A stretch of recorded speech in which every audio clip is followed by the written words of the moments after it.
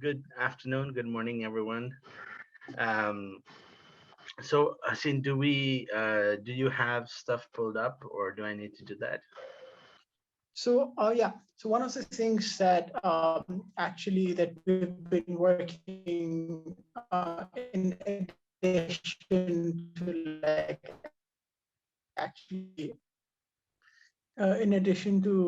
we're trying to let's say also like promote computing education in Nepal, right? And we're particularly working with, let's say, primary school students for now. So unlike the science program where we are actually using, let's say, we're actually trying to integrate it in the existing curriculum. With the computing curriculum, we're actually designing our own curriculum because we feel that the existing curriculum does not actually meet the needs of, let's say, what the current needs are, right? So what we've been working on is we've been working on three aspects for computing education. The three aspects of computing that we're talking about is like computational thinking. Okay, I'm looking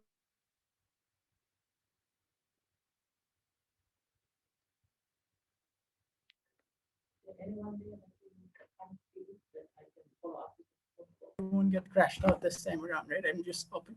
So part of what we're doing with the computing thing is like we're working on a curriculum and we're working on different books as well to promote digital citizenship among like young readers, right? And part of what we're doing with American, let's say, spaces in South Asia is like trying to promote digital literacy amongst like young aspiring entrepreneurs, so that actually they actually go about like, let's say, being aware of like disinformation, things like private versus personal information as well. So I'd like to quickly share some of the things that we've been doing. So part of this is like great. If you can see my screen, so big part of this is like the best way to access students is like actually to like construct, let's say, books, right? So one of the things we've done with schools is like, because this is something that like schools actually know well, right? Where teachers teach through a book and everything. So we've actually co-authored a lot of interesting books around the idea of digital citizenship, right? Where we, let's say, frame this title as maybe being a digital superhero of sorts, right? Here we talk about like what is digital citizenship and why is it necessary, right? We, yeah, the book is right there with Becca. And we've like introducing, let's say, online, let's say, dangerous through like, let's say, the idea of like online villains like spammers, black hat hackers. And the whole book is framed in such a way that the students as superheroes have to find ways to navigate away from these online villains or defeat those online villains, right? And starting from like, let's say, we've discovered that although people, let's say, do urge, or like parents do teach kids to like cross the road safely or like lock their belongings so that it's protected, hardly any parents are teaching or hardly any teachers are teaching their kids how to like have strong passwords, right? So that their data isn't stolen as well. So I think the ideas of simple things like teaching kids how to like have secure passwords, and how do you distinguish between private and personal information, so that like, let's say, things don't they don't end up sharing, let's say, information that would be able to like come back to them and people would be able to track them out of that, is really important as well. And all of these things are actually, we're setting it up in a more project based way, so that actually where we give them scenarios and kids have to like navigate their way through different scenarios as well. So yeah, there's like three books so far that we've released on digital citizenship. There are further other books on design and communication where it focuses on visual communication, and there's another one on computational thinking, where we teach kids how to like maybe use computers or use coding to like solve different problems as well. Okay, that's it. Sakar, you ready?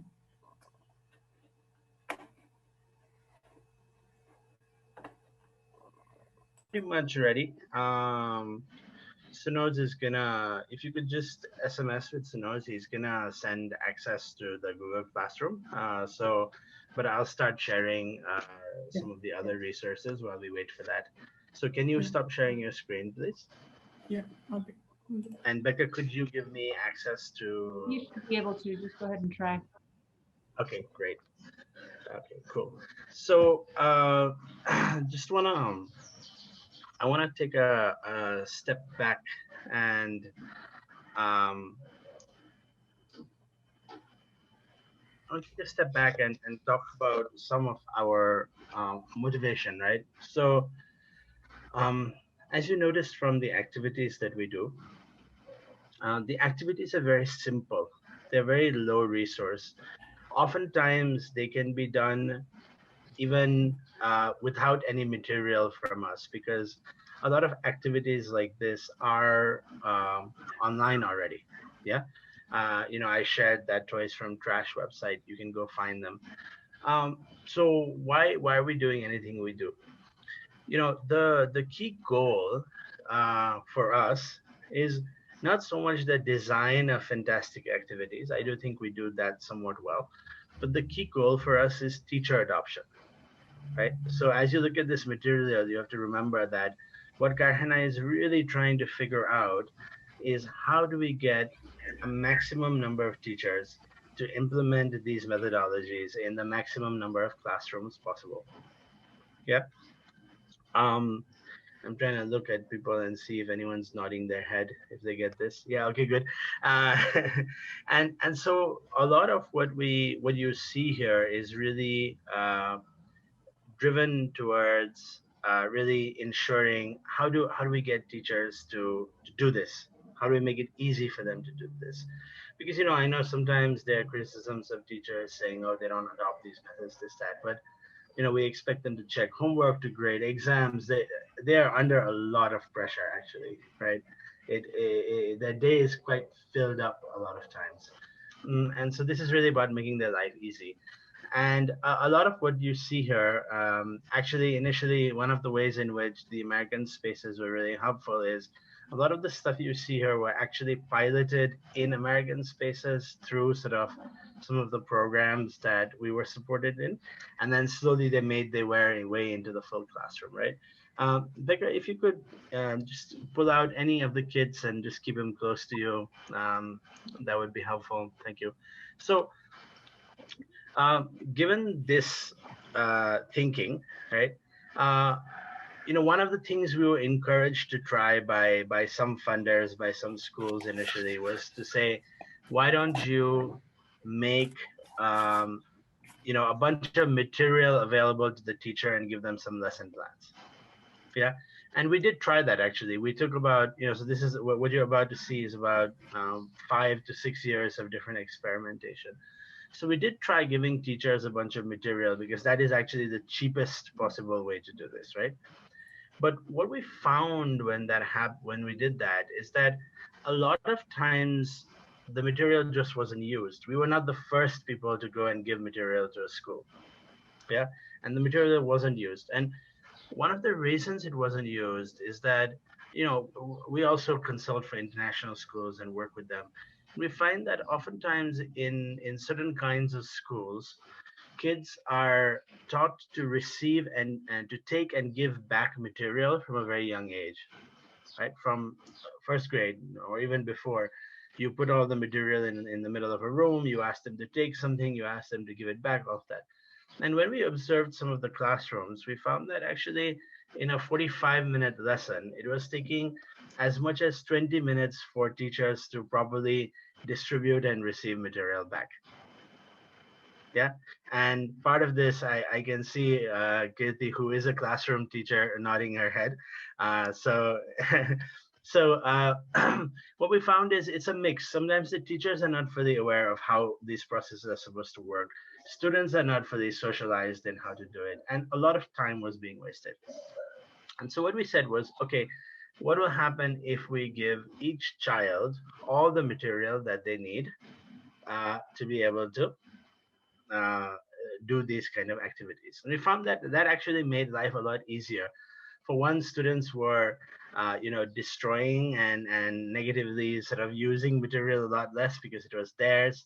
The other thing was that distribution time was totally cut out because it's in a single kit. So then the question became, how do you keep this cheap enough? Yeah. So right now, one of those kits that you see in sitting in the table behind Becca, right? Everything included is about $40 a year for a student. So for about $40, they get everything, including the book that's sitting on my screen. Yeah, and that cost has come down dramatically. It used to be about $80 a year 2 years ago, and now that we're making about 10,000 of these. So, well, right before lockdown, we were making about 10,000. Right before Corona started, we were producing about 10,000 units of these. So we managed to get it down to about $40 a year. Um, and what we're really now focused on partly is talking to our government, talking to larger sort of agencies and saying, if we can actually start making 50 or 100,000 of these a year, we can actually get the cost even more dramatically low. So the other piece is that if you look in there, and Hazin probably has some items, we've opted for a lot of paper-based things. So what Hazin is holding in his hand is a periscope. Do you want to put it together? Just at least, yeah. So, this periscope could be done with all kinds of different material, but we've chosen to just manufacture it with, uh, uh, you know, sort of hard construction paper. Simply because when you're doing one kit per child, you want to reduce the material cost as much as possible, right? So it's not reusable. I mean, it is reusable. It lasts at least a year for a child, but this is not going to last you forever because it's paper, but it does bring the cost down. Okay, so that was sort of one. That was more of the sort of economics and some of the classroom observation of teachers and things like that, right? The other thing we found that we had to do was we really had to link this very, very, very tightly with our curriculum because I think in the beginning when several people were talking about the education system in Fiji, just like it sounded a lot like Nepal, where it's still a lot uh, about sort of covering the curriculum, about making sure you've taught everything, getting kids ready for an exam that's coming. I mean, there's probably a national exam in grade 10 or something like that, right? Or 12. I don't know. Where do you guys have a national exam? Is it in grade 10 or grade 12?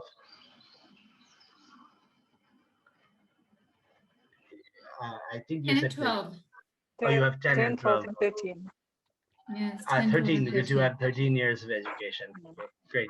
Um, yeah. So what we did was we took a bunch of activities and we mapped it to the science curriculum. And we said, okay, our goal is to have at least one activity for each chapter that is in the science book, right? Or each sort of subtopic that is in the science curriculum.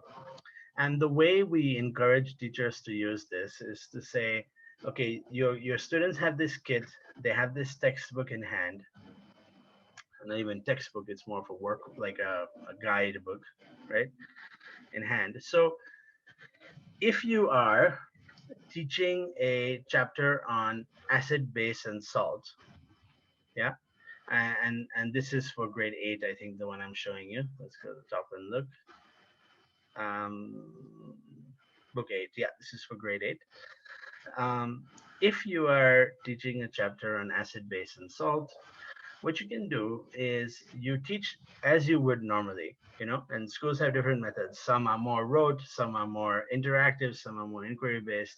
Doesn't matter. Teach as you teach normally. We'll get to changing that in a few years from now. Yeah. But once you've taught the chapter, actually run this activity. Yeah. So the activity is in detail. So you start the class by sort of asking them a question that hopefully gets them a bit curious. Yeah. um and that have them make some guesses, right? And as you can see, we sort of like I was telling you, right? We do this thing where we put stuff in our local language, right? Just so that it's more familiar. Yeah. So after you do curiosity, all this material is in a pack. So we haven't sent these materials to Becca because we didn't want to ship sugar and soda and juice all the way to Fiji. I think if you really wanted to do this there, you could find it locally. Um, so we have a whole activity that's really designed in a very step by step fashion. Okay, and the key thing to remember in this activity is that this is supposed to be a floor, right? So at a minimum, we expect that a teacher or students will read this and follow this one by one by one, right? They'll just go step by step by step because that's what a lot of teachers are used to doing is they're used to reading the textbook and explaining things, reading the textbook and explaining things. Now, in schools that have different pedagogies, we find that sometimes teachers might skip a step or might combine two steps. So if teachers are used to doing more activity-based teaching, yeah, then this becomes a framework that they can use. Yeah.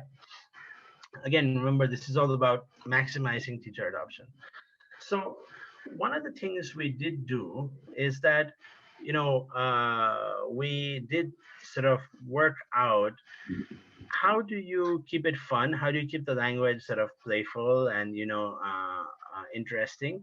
But at the same time, how do you introduce science concepts? So we created a section called Talk Like a Scientist. So this is a chance for the teacher to tie this activity to what they've just taught in the classroom. Yeah.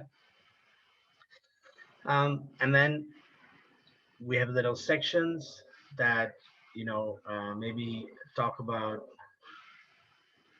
yeah, Hindi Nepali definitely shared words. um, so and then we have a section where we talk about how might you use this in the real world. What use is this? Yeah, what good is this? So here's a little section about how this is used in agriculture, right? And then you do a simple litmus test. Yeah. So you take all the chemicals that were in your kit, you put them in this little. We have this device that we give you that's part of the pack. Yeah, and then you just do a simple litmus test. Yeah. Okay. So Asin, can you show a few of the items that you have on there, and maybe I can just sort of talk about some of the. I'm looking for Asin on the screen. Yeah, there you go. Sure. The first one is the Periscope, right? So it comes, as you saw, like it comes in a paper initially. So students have to like figure out how to like construct the structure of a periscope right there. And we've also given them mirrors so that they'll have to experiment with the placements of mirrors so that while when you actually look at it, they can like actually construct a real periscope and like experiment with reflections of, let's say, how light works, how light travels and how light reflects. And that's, I think this is a build up on that, right? In terms of like a lesson on like where you're teaching properties of light and about reflection and refraction through different objects. Yeah. So this is one, right? Do you want to talk through this, Saket, or anything to that? Yeah. Yeah. What are you showing? I can't see it properly. The periscope. And Yeah. another one is, So go ahead. Go ahead, Asin. so another one I think that's like really interesting for me is sorry, it's like this one, right? The force meter. This is like a simple laser cut kit that we've designed where students have to compile and they'll like actually create a force meter where they actually be able to measure the amount of force that they apply to push different objects. Like for example, this wooden block, right? And also the fact that we've also managed to add in like hot glue guns and all so that they can experiment with the concepts of frictions and what happens when you apply a certain force in different surfaces. If like, let's say, something like this surface is going to require the same amount of force, like let's say a smoother surface does as well. And there are other different, like, let's say they measure it through this scale, right, where you fitted it with a rubber and like just like slowly push it and like measure the force based on this scale as well. Yeah. There's that one. Yeah. Thought I had a balloon power car as well. I don't have bits of it. Another one is like where kids are required to make this sorry, balloon. So balloon power car, for example, we give them different materials and they're required to power their cars using balloons. And there's an excellent complement to the lessons about Newton's law of motion, where like every force is an equal and opposite reaction, but also they play with concepts like simple machines like wheel and axle, and how does it actually function, as well as like let's say introduce the concepts of air resistance and like how shapes of like let's say your vehicle actually affects how let's say it moves around as well. Yeah. I think that's about all the stuff I have with me right now. Yeah. Okay. Yeah, I wanted to show you what the periscope actually looks like. Let's look at one lesson in detail. Yeah. So this is for grade 7. So you can see that the periscope is here.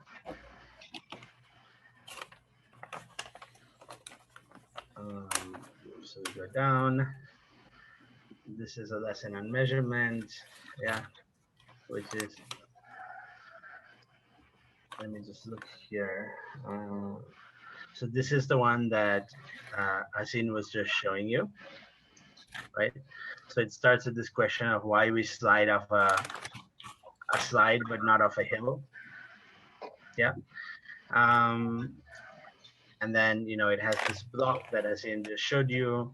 It says touch and feel both the surfaces. So it has very, very detailed instruction, right? So then it tells you how to make this little force meter, yeah, how to set it up. And then it also allows you to do, it has a whole sheet for you to actually do observation. Yeah. You see that, you know, you can actually fill out all the, Asin, could you just mute for a moment? Oh, sorry. Yeah.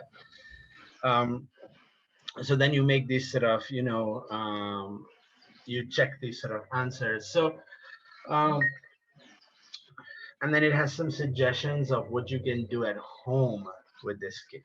Yeah. So one of the things we did is while we took the curriculum from Nepal, you know, because that's where we wanted to implement this first, we looked at a curriculum and we noticed that actually it didn't have anything about scientific skills. And so we went around looking at, you know, sort of things like NGSS, which is a US curriculum, or the IB curriculum, for how people are actually thinking through what a scientific skill is. Yeah. And so we've created a list of about, you know, 12 scientific skills that are shared among a bunch of international curriculums. And we've thought about, you know, how do you teach the scientific skills while teaching the sort of concepts that our curriculum has asked for.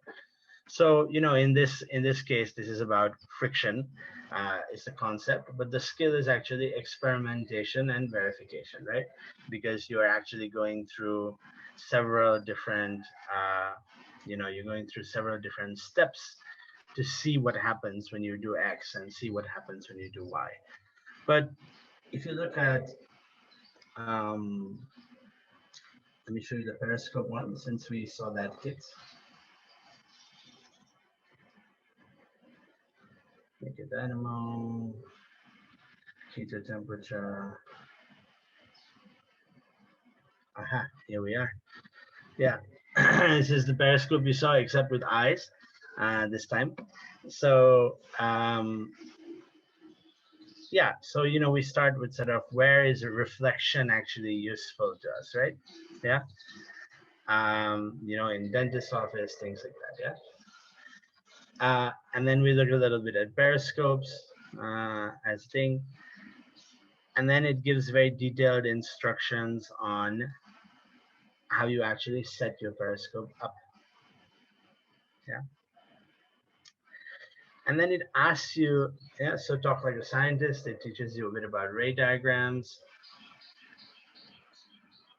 And then what it does, it asks you to start drawing your own ray diagrams. It says, okay, set your system up this way, and now you draw your own ray diagram. Yeah. So see what happens when you move things closer, move things further away. Yeah. So it has, I mean, these workbooks are now in the American spaces in in Fiji. So you guys, when you're not in lockdown, can go check them out. But in this case, see, the skill is scientific communication. So when we think about things like ray diagrams, we really are saying this is about speaking the language of science in a way that people who speak other languages than you can still understand what you mean, so that you have a shared vocabulary. All right. So this is sort of what happens in the classroom.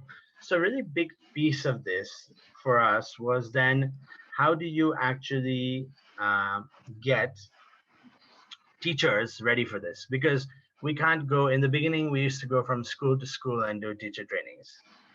Yeah. But when you are talking about, maybe reaching out to 1,000 schools, for example, right? Suddenly your capacity to do sort of very detailed, intensive teacher training is not there anymore. It's too expensive to do it that way.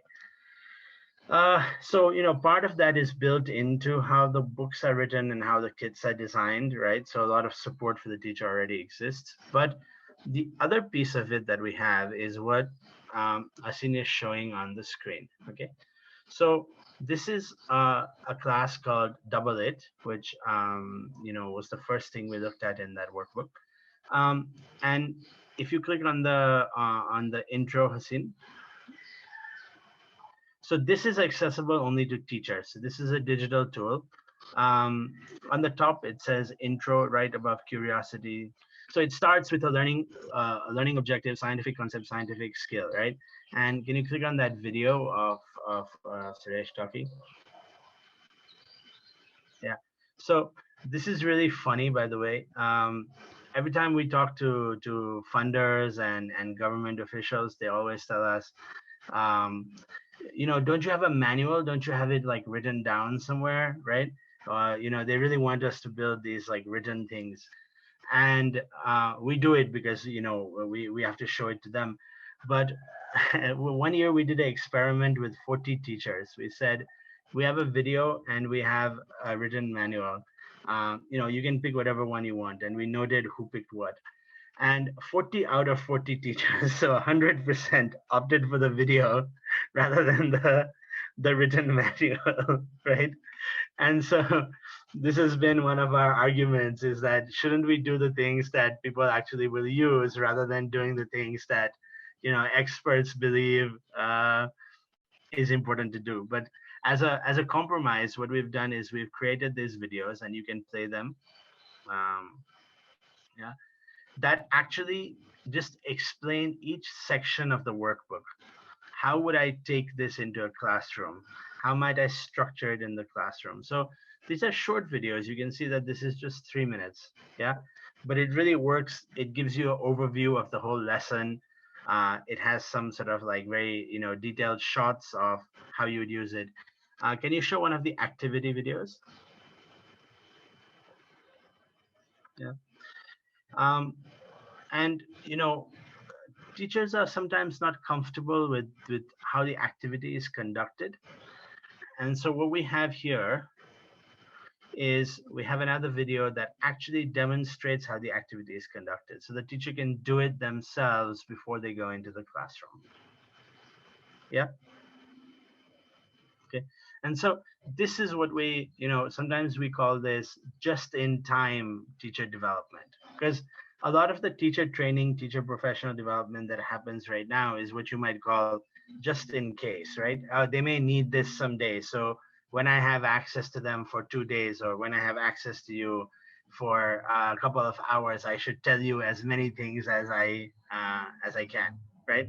But what these are really focusing on is, oh, I have a lesson to teach in 3 days. Let me get ready for it, right? So when it matters to me, I know that this digital tool exists and I can go into it anytime. Yeah. So then in the 1 or 2 days of the year where we actually work with them, we get to work on more conceptual stuff. Okay. So what we've really been focused on, it took us 5 years or so to get the kits ready. And now what we've really been focused on is really this sort of skilling the teachers up piece of it. Yeah. So we have the digital tools, which unfortunately we haven't got a chance to fine tune because they were supposed to be really taken into large scale use last year where the pandemic started. And so, our kits haven't been large scale used last year. Um, but what we've been doing and taking advantage of in through the pandemic is to actually work with the Science Teacher Association of Nepal, which is a professional body, and our sort of National Science and Technology Association, so the official government one. Do we have anyone from the Ministry of Education on this call? No. Okay. I can then maybe say a few things about not so nice. Francis is here. Oh, Francis, close your ears. So we've actually found that the sort of national sort of science teacher associations and the national science technology association are actually a little bit more risk taking and a bit more responsive than our ministry. And so we've been doing more work with them so that we have some official body involved, so that we're not just like totally outside of the government. So what we've been working on is actually building a modular science teacher certification program, because one of the things we found in surveying science teachers is that they're saying, okay, your kit is somewhat easy to use, but for my career, for my professional development, for my promotion, I actually need there are certain checkboxes that need to be ticked. I did this through the year. I got this training. I got that, thing. Otherwise, I don't get the points I need. I don't. Yeah. So what we're working on is a very modular sort of, set of trainings that are between 15 and 30 hours long, and you can stack them up in different ways according to whatever you're interested in. But they all ultimately, hopefully, once we get the ministry fully bought in, they count towards your sort of professional certification, your professional training requirements. Yeah. And there are sort of pieces like, they start with how do you actually implement a lesson, right? Maybe, using something like our kit or using an online resource, right? And then there are ones that slowly progress towards designing your own lesson, because oftentimes I feel like we demand too much from teachers too quickly.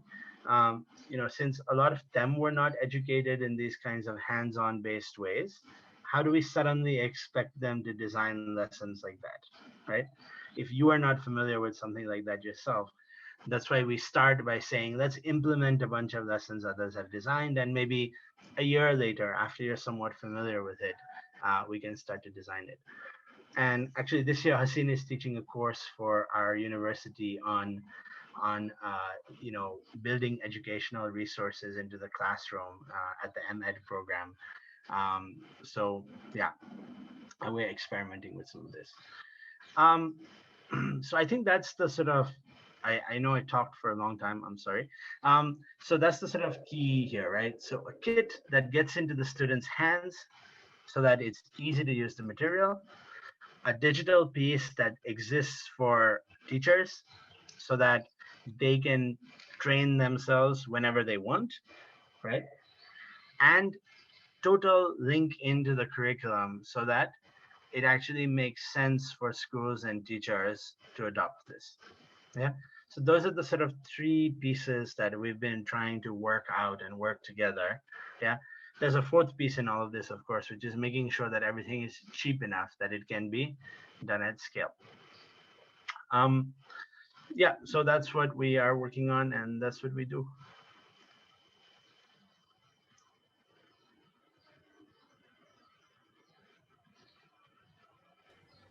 Thank you very much for that great presentation, Sakar. It's nice to know the cool things you guys are doing. I think Hassan said he would send the e-copies of the instructions that go along with these kits. So that'll help us kind of divvy them up a little bit to all the participants, so they can get something useful. Yep. Yeah. Have we not already done that, Hassan? I thought maybe we had, but we can do that. We send out the physical copies, but because we thought that everyone is going to be at the space and they'll have access. But we can send out specific lessons that we actually send them in the kits. Yeah. Yeah. There's a lot of stuff in the kits that are very, very hands-on, and whenever you're out of lockdown, you can come in. And Becca, we're if people gather, we're happy to sort of pop in and do some just take some questions or guide some activities later on. Yeah, I feel like we're not able to do everything that we've been asked to do in this session, so we're happy to come back. Yeah, we're hoping to have an in-person. Once we're able to meet again, we'll have an in-person group, and if you're interested, we can invite you. Yeah, we'd be happy to come in.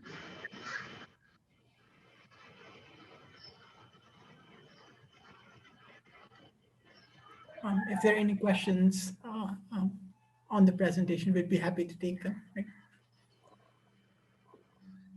And if not, I have questions.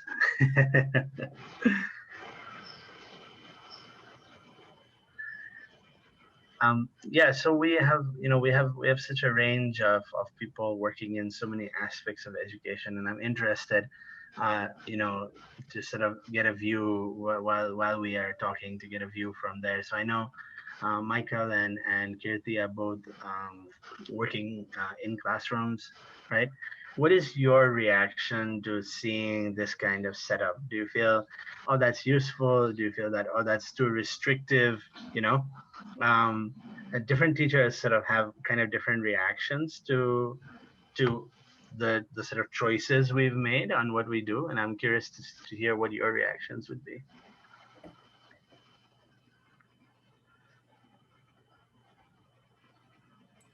I think it was like amazing because it is so engaging, and it's not like the teacher only speaking, the kids are so engaged throughout the lesson. And I like for most of those classes, I mean, most of those lessons, I don't know like how many lessons were there together, or was it the whole curriculum? But however it was like the way almost every lesson had an activity, and like students learn the best that way. And like how we were talking about the other day, that that's totally going to inspire them. And the students that way, they're not going to get bored, because I think that's the hardest thing sometimes in the classroom is dealing with boredom. And so these type of activities are going to totally like reduce the amount of bored students in the classroom. Yeah, so we have one activity for each topic. So within Light, we don't have an activity for each sort of idea in Light, but we have an activity for at least one idea in Light. Yeah, so in a sense, it covers the whole curriculum, but it doesn't replace what teachers are already doing now. It's not a fully activity driven thing, right? That's too ambitious, I think. Yeah, but would having materials like that actually help you? Would they actually make sense for your classroom if you had materials set for you already? Okay. Yeah, I mean, I've noticed that like for my classes, when we do have like activity lessons, the kids understand much better. Their test scores are better, and like even when they communicate with one another, it's like they are aware of what they're talking about, and they're not lost. So, and it's less wordy for them too. So it's not that they're just reading a big chunk of text and not understanding half of what is there. Okay, cool. Yeah. Thank you. Thank you, Kirti.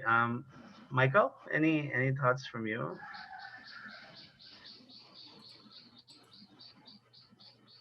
Michael disappeared right at the moment he had to share something. So smart of him.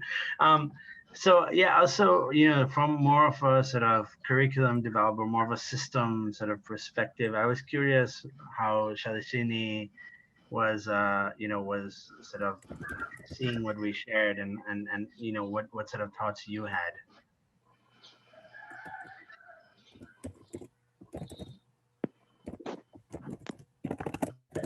Okay, for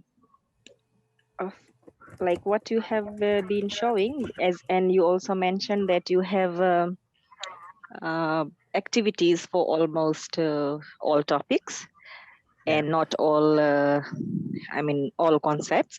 So likewise, I was just trying to compare what we have, especially for physics, chemistry, and biology.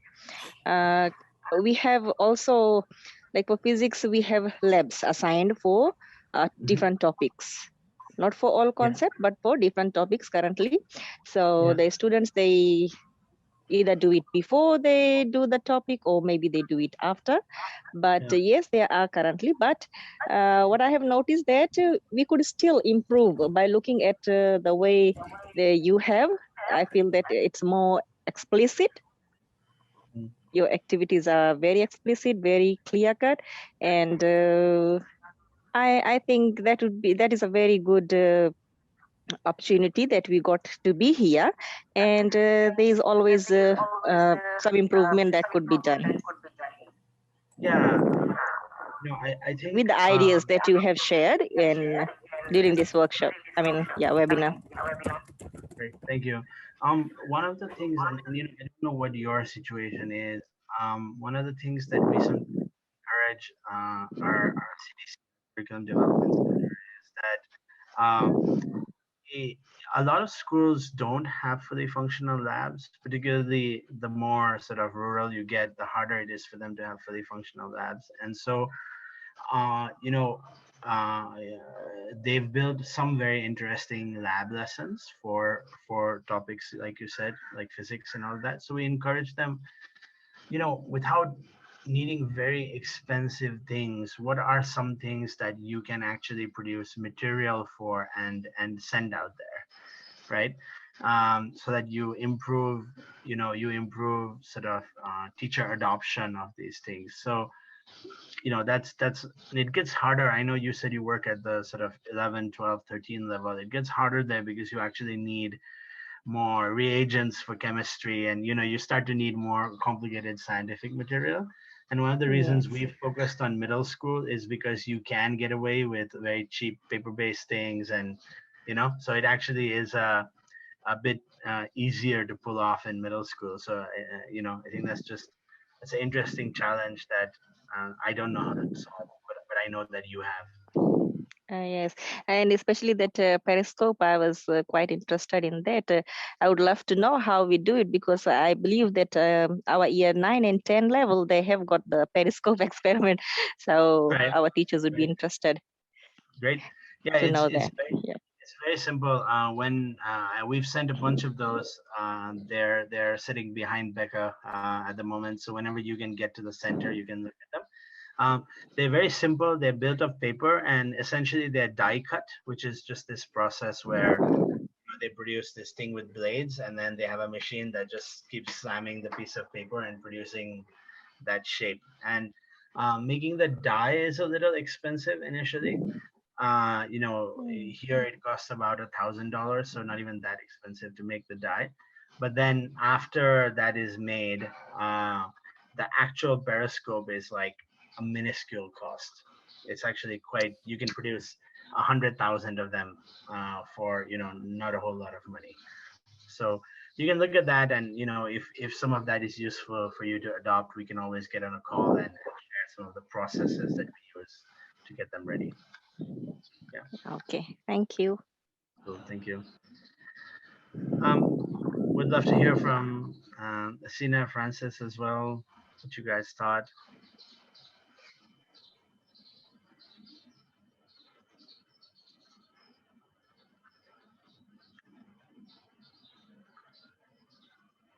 And share any thoughts, Francis? Um, they're quite interesting. We have also, because I'm the coordinator in the American corner, we have also been equipped with STEAM apparatus.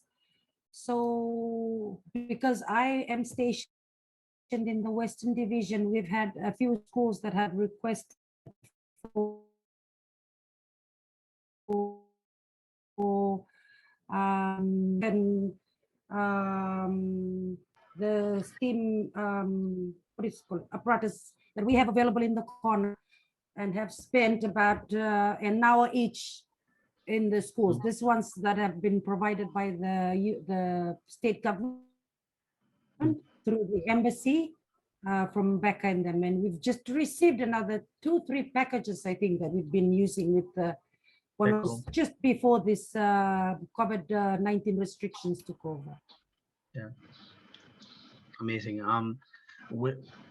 The support that the U.S. Embassy has provided us has been really critical, and one of the ways in which we've really used the spaces is like as a tool for advocacy. So it's really cool because we get to get kids in, and we get to do activities with them, but we also make sure we invite principals, occasionally, government officials, curriculum developers, and we say, look, this is what we are talking about. Because oftentimes when we share things in meetings versus when they actually watch the kids engaging with the material, it really helps our policy advocacy a lot. And so we've really leveraged the spaces in that way. And, that may be something for the people who run spaces, and also for Becca to note that it has worked quite well. Yeah. Great. Other thoughts, comments, questions?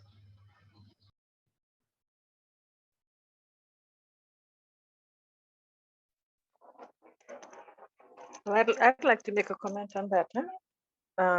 You've already said that we could get away with it for the lower level science, and I think we can, because, for example, here in Fiji, for basic science, we cover most of the topics. And as they move up higher, it goes into the specific biology, chemistry, physics. But one good thing about that is that we can still use it in the higher science, but to build on the prior knowledge, rather than getting them to think, like I keep mentioning about the glider the other day. You could use a simple experiment and then touch on the higher concepts, but just using the simple experiment. So I think the kit would work very well across the border, regardless of which form. In the low science, it's going to be used for them to do those experiments, and in the higher science, touch on the prior knowledge, the work that they've already done in the lower science. So it'll be very interesting. I'd be very interested to use it. I've taught in the rural schools, and like you said, most of our labs are not fully functional. Even in urban schools, they're not very fully functional, and most of the time we've had to resort to improvising most of the things.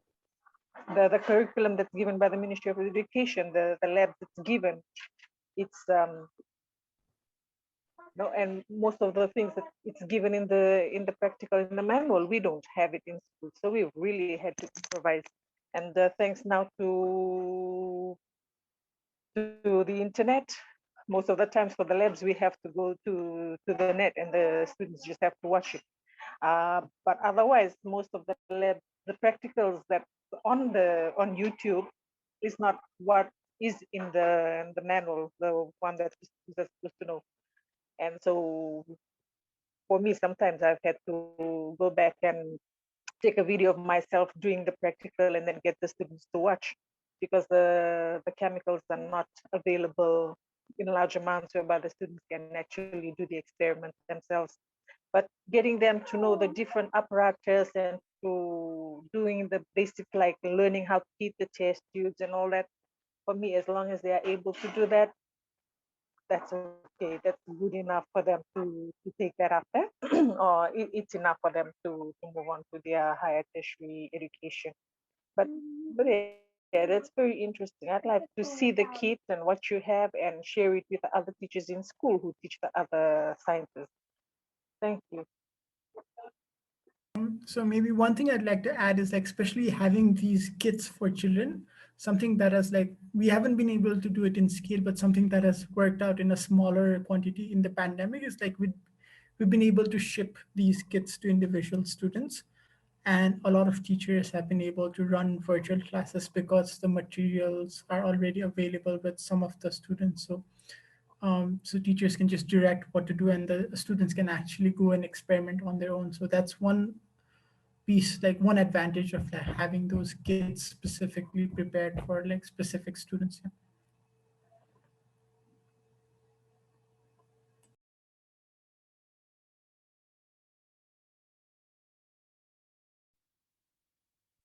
You know, one interesting thing is to actually get the students to do the experiments themselves, rather than doing it in the classroom. So, for example, I teach my low-level sciences, year 9 basic science. One of the experiments they did is the transpiration, and the leaves they had to cover with petroleum jelly. So instead of doing it in school, I got them to do it for homework. They had to find the leaves and put the petroleum jelly, take a picture of themselves, and then send it to me. That was the first bit. And then after a few days of observation, they had to take a video and explain what has happened to their leaf and the observations and what they've concluded, and then send it to me. So it got them engaged. And I think in a way it made them also learn better that way, rather than we doing it in the classroom and me giving them the answer. No, instead of passive learning, they actually got involved in that. Even with the Periscope, I think a few years back we got them to do their own Periscope and then explain how the Periscope worked. They got the notes, they did the experiment, and then they come back with the explanation so that we can just test their understanding of whether they've understood what they've learned in class through the activities that they did. And I think that's important, getting them to do the hands-on so that they learn better.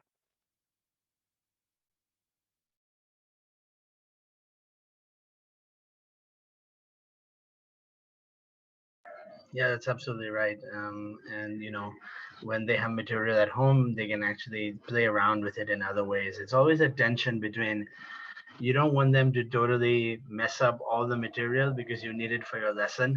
That's one of the challenges with the kids. You want to encourage them to play around at home, but you don't want them to mix everything up so that when it's lesson time, everything is messed up. And teachers are always struggling with maintaining this balance, even with our kids. Yeah, but like what you're saying, that's really wonderful to do.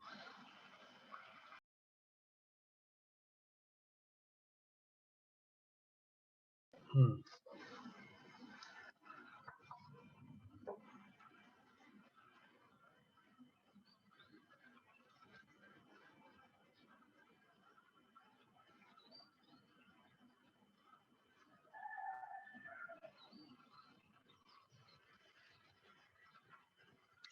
You're on mute.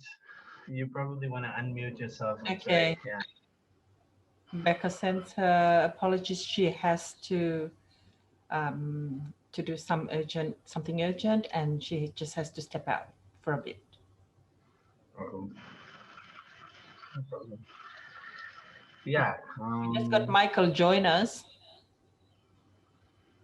Yeah, Michael. What did you think of the material and the setup that we shared?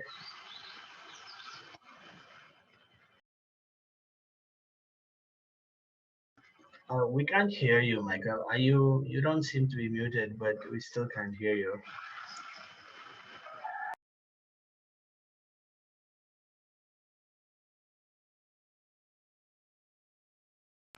Maybe some challenges with the microphone. Yeah, all of this will be a lot more fun when you actually are in a space and have the material in your hands. It'll be a lot less theoretical. Yeah.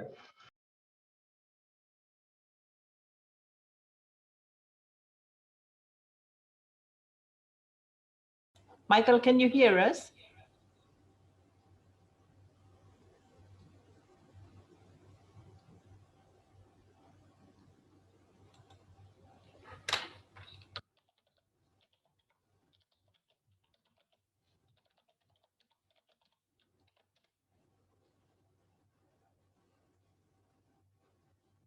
It seems that you're having some problems with the microphone, Michael. We can't hear you, but you can also like type your responses in the chat as well if you're having problems with the microphone. Yeah.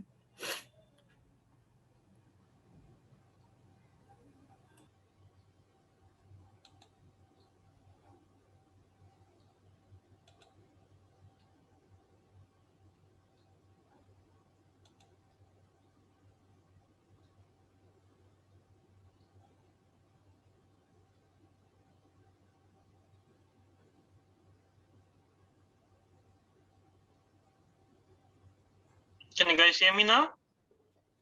Yes, we can. All right. Okay. So like I was saying earlier, the most engaging part we see in the material that you have developed and had ready, it's more of an engagement with the students doing those exercises and doing those activities together. Seeing the situation here when I was back in school, everything is just basically theory and everything is just written on the blackboard. And the sad part has been that out of 30 students, whether you understand or don't understand, the class just keeps moving on.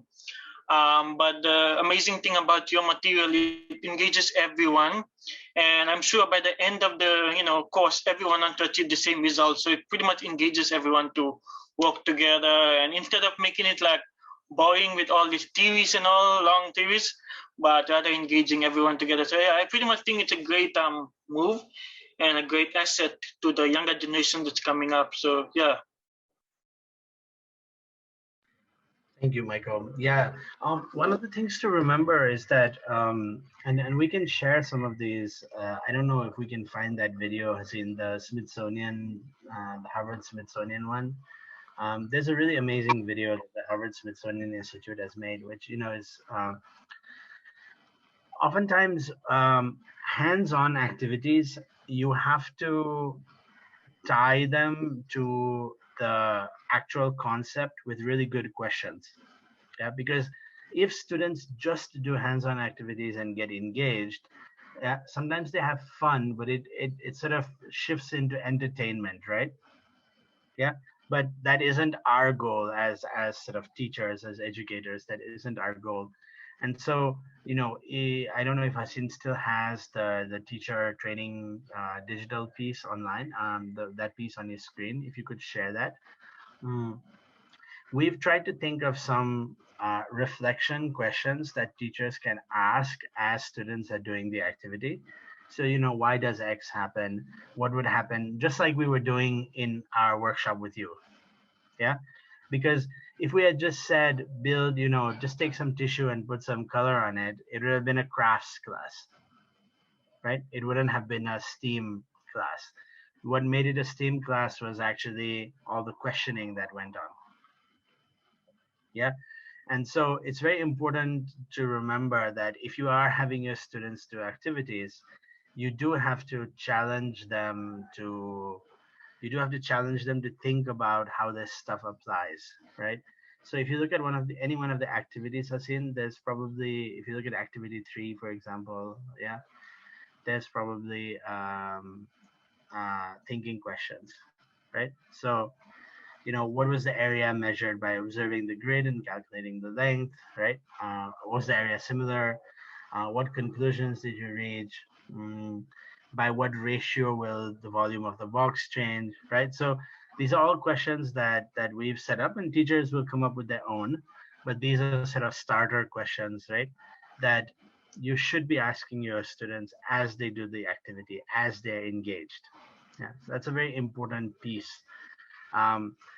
There's this famous experiment where researchers at Harvard say if activity alone resulted in learning, then barbers should know everything about reflection because they work with mirrors every single day. And so they go and they ask barbers a bunch of questions about how reflection works, and they find that actually the barbers are not not totally aware. And so it turns out that just doing something is not enough. It's doing something and then being asked to think about it, right? Or being asked to think about it as you're doing something. It turns out that's where all the cool learning is happening. Yeah, amazing. There's a question that says, do you have virtual classes in Nepal? If yes, how are they administered? During the pandemic, schools have tried virtual classes. It has been a very mixed bag of success. I think in private schools, they've done okay, they've done better. Oftentimes because, you know, you have parents who know how to operate Zoom, who, you know, are supervising kids. I think one of our colleagues the other day was saying she was sort of overwhelmed because she had 4 kids to homeschool. Yeah. so you know, I think that kind of stuff is going on. In terms of wide scale virtual classes, there have been some attempts to do things through TV. There are also, like, you know, Khan Academy style things in Nepali.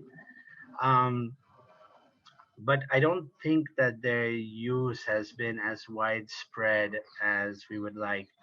The government in Nepal also has a bunch of free resources on the Ministry of Education's website, free digital resources. But from what we're hearing on the ground, they're not very widely used. So, you know, I don't think we've really figured out how to do virtual classes at scale for the kids who really need it and the ones who really have to be reached. You know, I also wonder if it's possible at all, actually. The ministry had asked me to sit on the committee that sort of planned our COVID response 1 year ago, and one of my points was that, you know, um, is it possible to do small scale outdoor classrooms in rural areas? Because they're already teachers, they already live in the community, and, you know, can you sit around a tree with just 5 kids, all 6 feet apart from each other, and do lessons that way, and the teachers move from sort of neighborhood to neighborhood, right? Because I'm just not convinced that, you know, I don't know what your situation is, but I just haven't been convinced that even the best planned virtual classes will reach the kids who need it the most in Nepal. Yeah. So Salishinir asked about virtual classes. On the other hand, if you are talking about urban kids with digital access, a number of schools and some of our programs have done quite well in reaching those kids. Yeah. The kits, can they be purchased on Amazon? No, they're not available on Amazon.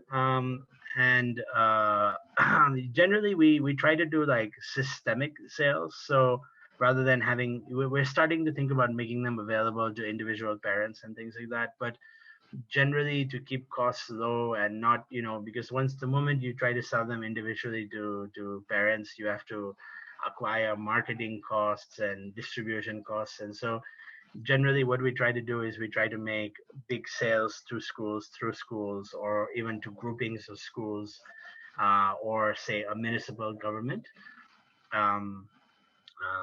Oliana had asked this question there.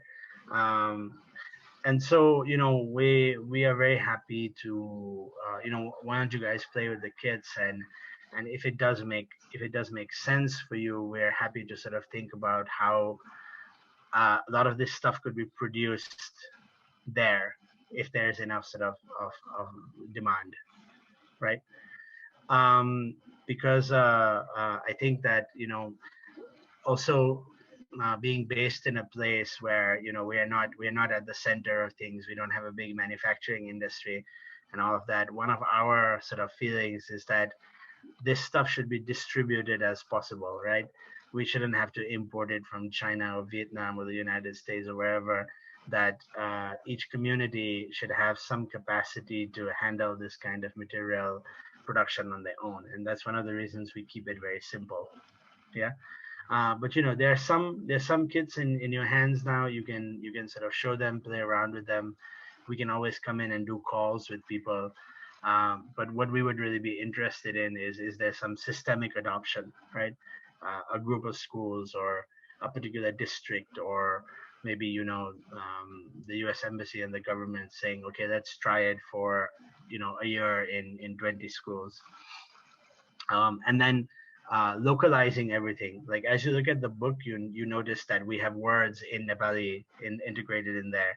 The examples are all, you know, based on local cultural context oftentimes, right? So it's really not well designed for places outside South Asia to adopt it right now, right? But if there was interest, we can always work with people and say, how would we explain this same thing in Fiji? What are the words we would have to use here? What are the concepts, right? Like, we don't have a sea, so we don't have any any examples of stuff you do on the ocean, right? Whereas I imagine that's probably a big part of you guys' sort of cultural experience. So we a lot of our experiences are probably all about mountains. Yeah. Yeah, we would love to do some work with kids like that. I think that would really help us understand how well our material translates. If we were doing stuff like that, what would be really cool is we've done it in Indonesia before, where we worked with teachers or youth groups in the community. And what we did was a couple of days beforehand, we did some. These were all people who were bilingual in Bahasa Indonesia and Javanese. And we did a series of workshops like this with them. And then we had them do a practice run with us and we gave them feedback. They did that in English. And then they actually conducted the workshops in like the local languages. And we observed and, we did this a couple of times. Yeah, so that was really effective, particularly in groups where English skills might be a little bit lacking. Yeah. Yeah, if there are Fiji Hindi speaking students, Shalishini notes. I mean, for them, we have some instructors who speak adequate Hindi. That could definitely be done. I think both Hasin and I probably understand much better than we speak. I don't think you'd want us to conduct a class in Hindi. I don't know how you feel, Hasin. It might be difficult, but I think it's if push comes to shove, I think we should be able to. Yeah. Yeah. I think we can understand what the Bollywood movie stars are saying, but doing it ourselves might be a bit harder. Yeah. Yeah. Cool.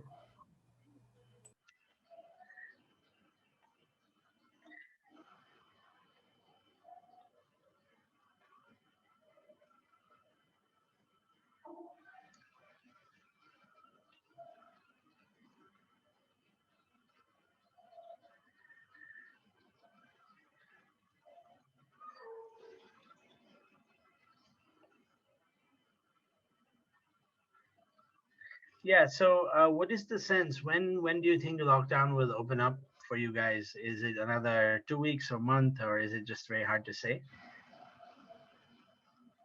You're on mute. I'm sorry. You may want to. Yeah. Go ahead, Vera. Everything will depend on this 14 days lockdown. If it keeps escalating, will determine the path that the government will take for the next 2 months. Okay. Okay. Yeah. So we've been having cases every day. Okay. Are there a lot of cases? There's always an increase every day. So far, confirmed cases that the figure that has been released by the government is 44. For us in Fiji, that's a lot. Yeah. And it keeps increasing day by day. Yeah. Yeah. Yeah, I mean, it's under 1 million people, right? The island. Yes. Yeah. Yeah, for us, it's about just under 5,000 a day at the moment. Believe me, for us, that's quite a big figure. Yeah, but when we look next door to India, where it's almost like 350,000 a day, we're like, oh my God. In 3 days, like the entire city I live in would be like everyone would be infected at those rates. Yeah, and I just read in the papers today that we're the only country in the Pacific that has the new variant that's causing rampage in India. Yeah. Yeah. The It's a good reason to be B1617 careful. variant. Yeah. Yeah, good reason to be careful, I guess. Yeah. Yes. Yeah, we also went into lockdown from 6 a.m. this morning. Yeah. Yeah, so yeah, I think secondary students is good, Mamau, but again, I would encourage you, seventh, eighth graders, sixth graders, a lot of this material is designed exactly for them. Um, so if you can work with those age groups, I think secondary students will handle it, but I think some of the questions that are being asked, some of the facilitator would have to do a bit more work with secondary students. Like we could run this with secondary students by making the questions we ask, the reflections we ask a bit harder. Okay, you have eighth grade at secondary school. Perfect. Yeah. So I would encourage you to do sixth, seventh, eighth grade because that's really where we are designed for. But let me just check. Is first grade at 5 years old? Is that how you are set up? So I think grade 8 might be grade 7 or grade 6 or grade 7, I think, in our, let's say, according to how we plan. So Let's check though. Do they start at 5 or do you start at 6? What age do you start school at? First grade is 6 years old. Yeah. So, I think we're talking about 10 to sort of maybe 13 years old. That's where a lot of our material is really sort of calibrated to.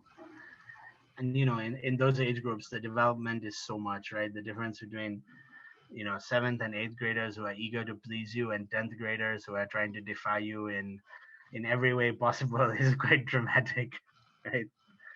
Yeah.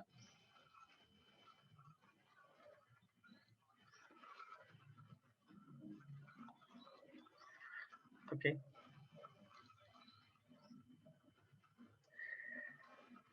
Great. So if there are no more questions, should we maybe call it a day?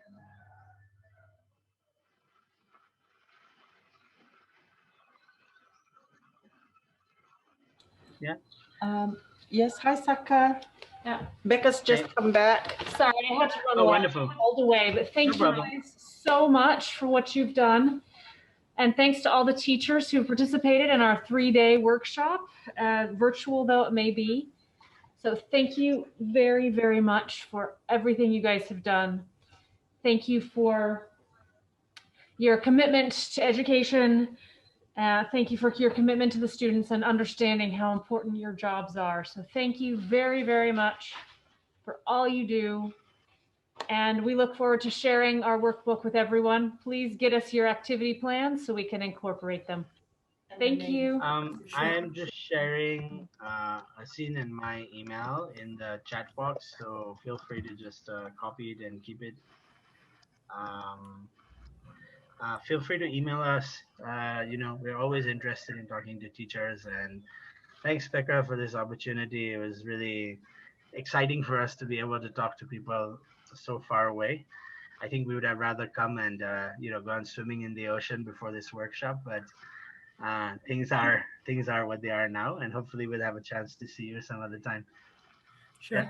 Just Becca, just to remind you that I just shared all the lesson plan activities with you in Google Drive. So, I just saw that. so So, you can- thank you. And we'll make sure to share that with everyone too. So thank you. Bye, everyone. Thanks, everybody. Right. And we'll put together another email next Monday with all of just a heap of information. So, and reminders about everything that we need to do and everything. So look out for that email, maybe tomorrow, but most likely on Monday. All right. Thanks, everyone. Bye. Bye. Have a wonderful day. Stay safe. Mm-hmm. Bye. Thank you. Thank you.